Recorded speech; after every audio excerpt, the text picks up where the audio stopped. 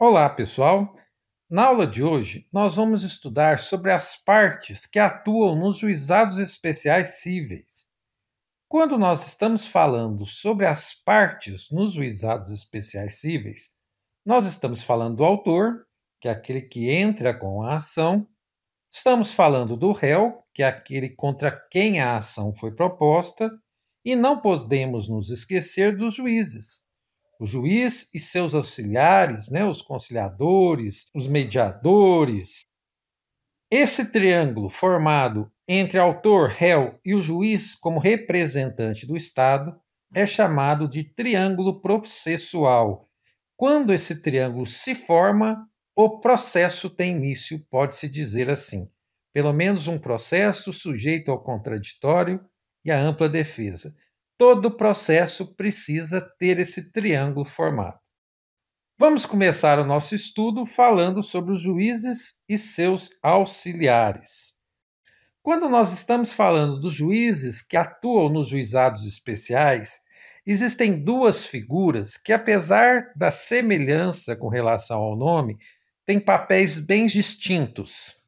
Esses juízes são os juízes leigos e os juízes togados. Juízes togados, pessoal, são aqueles juízes que nós estamos acostumados a chamar de juízes. São os juízes de direito, aqueles que passam em concurso público, aqueles que têm um cargo vitalício, que emitem as decisões nos processos. Esses são chamados de juízes togados, juízes com toga. Nos juizados especiais, também temos a participação dos juízes leigos, que, apesar da nomenclatura, não são juízes do Estado. Na verdade, são advogados com mais de 5 anos de carreira que voluntariamente, na grande maioria das vezes é um serviço voluntário, se dispõem a colaborar com o judiciário, trabalhando como juízes leigos. Eles são responsáveis por ajudar muito nas conciliações, na coordenação das sessões de conciliação, na coordenação da colheita de provas. Muitas vezes eles atuam também nas audiências de instrução, onde serão ouvidas testemunhas, onde serão ouvidas as partes. A única coisa que esse juiz leigo não pode fazer é dar sentença. Isso é exclusividade de um juiz togado. O Estado, né, na pele do juiz togado, não pode delegar essa função para ninguém. A colaboração do juiz leigo com o Estado é muito grande. Essa colaboração com o Poder Judiciário, com a celeridade dos processos, são mais pessoas ajudando a conduzir os processos, a importância dele é notória.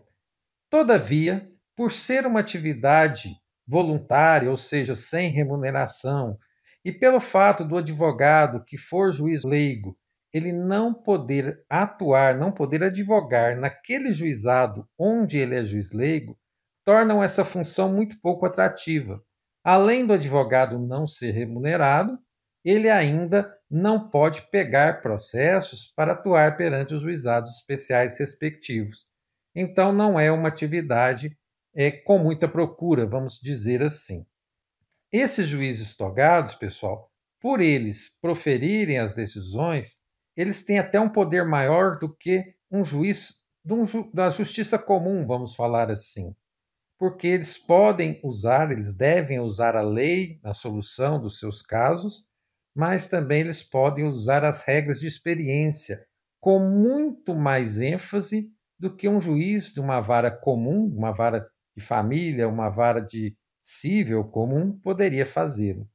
Então, esse poder do juiz togado no juizado especial é digno de nota. Então, temos os juízes leigos e os juízes togados nos juizados especiais. Mas não podemos nos esquecer de falar dos conciliadores. Esses conciliadores, pessoal, são bacharéis em direito que também voluntariamente se dispõem a colaborar com o Poder Judiciário. Enquanto os juízes leigos, eles têm que ter a carteira da OAB e ter advogado por no mínimo 5 anos, os conciliadores não, eles não precisam nem ter a carteira da OAB. Basta que eles sejam formados em um curso de direito, ainda que nem tenham sido aprovados no famoso exame da ordem. Esses conciliadores, basicamente, eles têm a função de ajudar as partes a chegarem a um acordo, a conciliar as partes.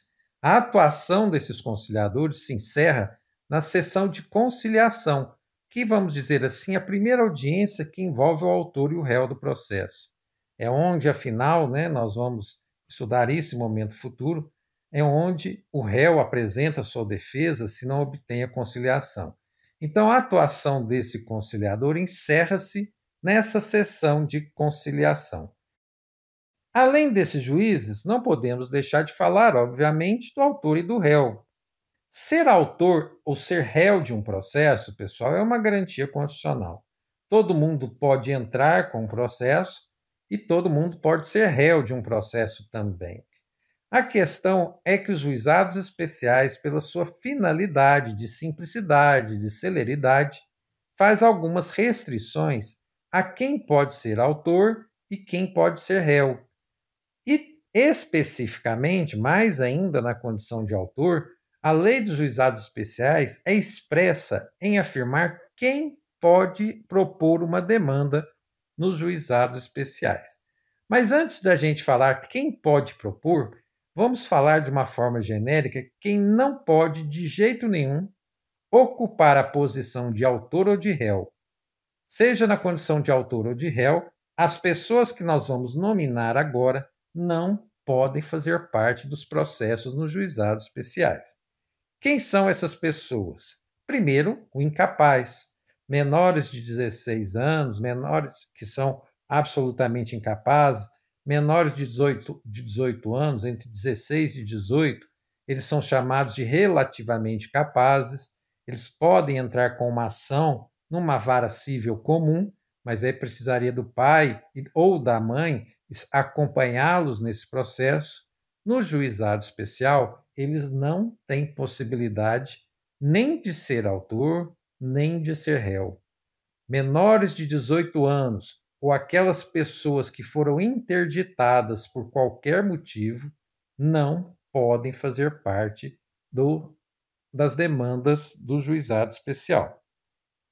Caso você queira saber melhor quem são essas pessoas incapazes, você vai consultar lá os artigos 3º e 4º do Código Civil Brasileiro. Também não pode ser autor nem réu preso. Isso tanto faz no começo do processo quanto no curso do processo. Como os juizados especiais têm um rito que a presença física das partes vale muito, a pessoa presa não tem liberdade. Então, ele não pode atuar nos juizados especiais também. Pessoas jurídicas de direito público, União, Governo Federal, os estados, municípios. O último capítulo do nosso curso vai ser sobre os juizados especiais federais. Então, existe um juizado especial exclusivo para os entes federais. Mas esse nosso juizado aqui, o juizado civil estadual, que é esse que nós estamos falando, pessoas jurídicas de direito público não podem participar. A massa falida, pessoal, isso é uma figura complexa.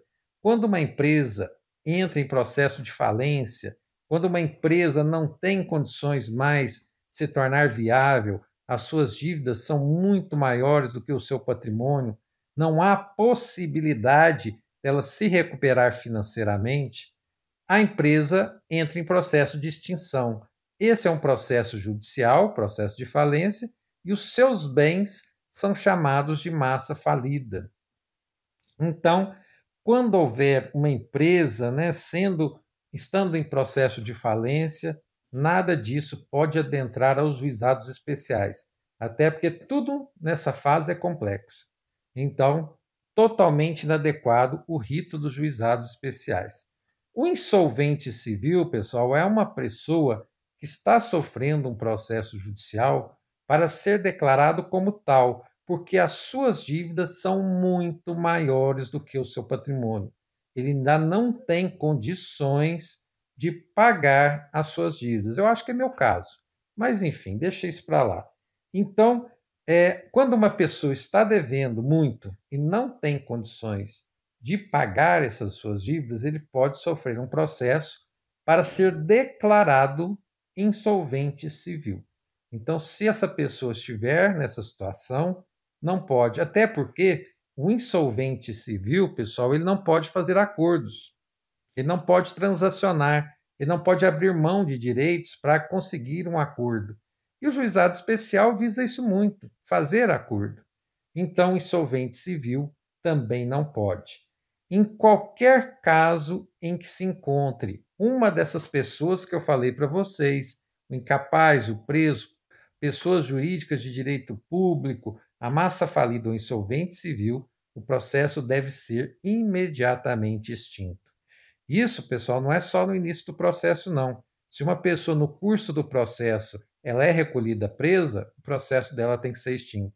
Se uma pessoa no curso do processo ela é declarada incapaz, foi interditada, uma pessoa que sofre de Alzheimer, por exemplo, no curso do processo, o processo dela tem que ser extinto. Então, o juizado especial não admite que essas pessoas estejam lá presentes, porque são situações mais complexas. Com relação agora só à parte autora, o artigo 8º, parágrafo 1º da Lei dos Juizados Especiais restringe mais ainda quem pode propor as suas demandas nos juizados especiais. Então, o que o artigo 8º vai falar? Ele vai tratar o tema em sentido inverso. Nós falamos quem não pode ser autor, quem não pode ser réu, beleza. Agora nós vamos falar, pessoal, aquelas pessoas que podem. Quem pode ser autor? Se não estiver nesse rol que nós vamos estudar aqui, simplesmente não pode interpor a sua demanda nos juizados especiais. E talvez a mais restritiva de todos, aquela que alcance o maior número de pessoas, seja a primeira hipótese, as pessoas físicas. As pessoas físicas podem entrar com as suas demandas nos juizados especiais. Quando a lei fala isso, a lei está querendo dizer que as pessoas jurídicas não podem. Então, as empresas, de uma forma geral, não podem entrar com os processos nos juizados especiais, mas elas podem figurar lá na condição de réu. Então, uma empresa pode ser ré no processo, ela só não pode ser autora. Então, é diferente do que nós falamos há pouco, que não podia ser nem na condição de autor nem de réu. Aqui as empresas podem ser figurantes do polo passivo, do polo réu, mas eles não podem ser autores. Quando nós estamos falando dessas pessoas jurídicas, a lei dos juizados especiais faz uma ressalva. O que isso quer dizer? Presta atenção aí no nosso gráfico, pessoal. Pessoa jurídica que é credora de um devedor. A pessoa jurídica sabe que ela não pode entrar com a sua cobrança nos juizados especiais. Então, o que ela faz? Ela cede o seu crédito para uma pessoa física. Ela deixa de ser credora e transfere esse crédito para uma pessoa física, um sócio, por exemplo, para que o sócio, na condição de pessoa física, que ele possa entrar com uma cobrança pelos juizados especiais. O que essa situação aqui está querendo fazer? Ela está fazendo por via indireta o que a lei proíbe. Está mascarando, tentando burlar uma proibição legal. Então, isso não pode. Então, quando as pessoas físicas forem cessionárias de direito de pessoa jurídica, não poderão interpor as ações nos juizados especiais. Certo? Então, pessoas físicas podem ser autora. Além delas, as microempresas. Pessoal, isso aqui é uma organização muito simples, né? São pessoas jurídicas, mas de uma constituição muito simples. Se assemelham muito ao profissional individual. Então, por uma facilitação de sobrevivência dessas entidades, a lei autoriza que elas interponham suas demandas nos juizados especiais. Então, nessa situação estão as microempresas, as MEIs, né, microempreendedores individuais, que são pessoas físicas, né, que têm um CNPJ só para recolher imposto, as empresas de pequeno porte, as sociedades reconhecidas como OCIP. Essas pessoas jurídicas, pessoal, são pessoas jurídicas, né, de direito privado que não têm finalidade lucrativa, que têm uma forte atuação em um determinado setor social e que receberam esse título de OCIP, né, Organização da Sociedade Civil de Interesse Público, para facilitar que eles realizem convênios, que eles adquiram financiamentos, têm condições especiais para eles conseguirem financiamentos. Então, quando a gente fala sociedades OCIP, são essas pessoas jurídicas que receberam essa titulação. Elas foram enquadradas como uma sociedade de forte relevância social. E, por fim, as sociedades de crédito ao microempreendedor, que são sociedades, pessoal, que emprestam dinheiro a esses microempreendedores. Então, como uma forma de baratear os juros que eles aplicam, né, a esses microempreendedores, é autorizar que eles proponham suas demandas, em caso de inadimplência, junto aos juizados especiais. Porque se eles tiverem um processo mais rápido para reaver o seu dinheiro contra aqueles inadimplentes, eles vão ter menos despesas, eles vão ter menos prejuízos, e aí eles vão poder conceder empréstimos em valores menores. Então, a sociedade de crédito ao microempreendedor completa, né, o nosso rol de pessoas que podem ser autoras nos juizados especiais. Pessoas físicas, microempresas, as MEIs, as empresas de pequeno porte, as sociedades OCIP e essa, por fim, a sociedade de crédito ao microempreendedor. E para a gente encerrar essa aula, e o Ministério Público pode atuar? Pessoal, o Ministério Público agora ele tem uma possibilidade, ele tem uma função, vamos falar assim, que já vem da Constituição Federal e que foi ampliada pelo Código de Processo Civil. O Ministério Público atua muito onde há direitos coletivos ou direitos indisponíveis. Nos juizados especiais, nós não trabalhamos com direitos coletivos nem direitos indisponíveis. Por isso, apesar de não estar escrito isso na lei, não temos situações em que o Ministério Público atue efetivamente nos juizados especiais.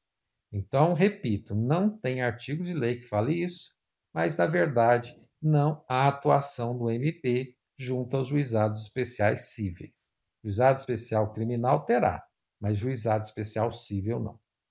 Tudo certo? Pessoal, muito obrigado mais uma vez e até a próxima.